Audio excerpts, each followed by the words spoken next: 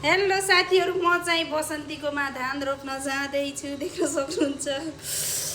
अस्तिदेखि भनिराख्नु भयो थियो, अस्ति नानी घरमा छ भने हिजो सुतेको निदाएछु 3 बजेसम्म भने। अब दिनदिनै त के भन्नु हैन। आज फेरि घरै जानुभएको के लिनलाई। मलाई पनि हिलोमा खेल्नलाई एकदमै रमाइलो लाग्छ नि त।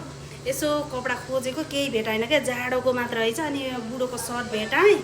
अब चत्त यो सर्ट नलाउने भने फेरि यहाँ पुरै कालो बस्छ नि त, यो हातहरू त डडाल्न भएन। बाहिर फेरि पुरै यस्तो तिरिमिरी जाइन्छ के यो घाम।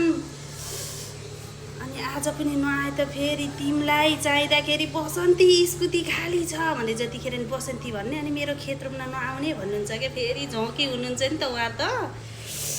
अनि म चाहिँ यस्तो सुरक्षित तरिकाले अब चाहिँ हामी यो निधार पनि ढाक्न पर्यो। बसन्ती ए निधार राख्ने केही छैन? टोपी सोपी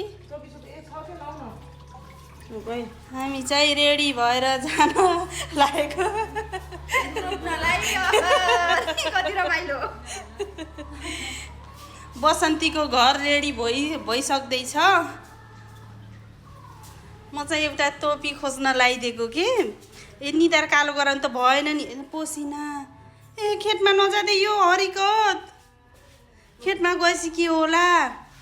पारी मम्मीले त सक्नुहुन्न कि ताले भनिराख्नु भएको छ। तर म पनि के कम गएर छप्लङ छप्लङ रोपिदिने हो कि, राम्रोसँग त आउन्न तर पनि हुन्छ नि त। म नि के कम भन्ने हो क्या मैले।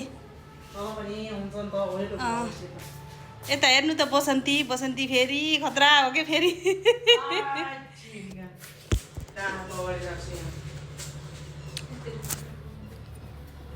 जाम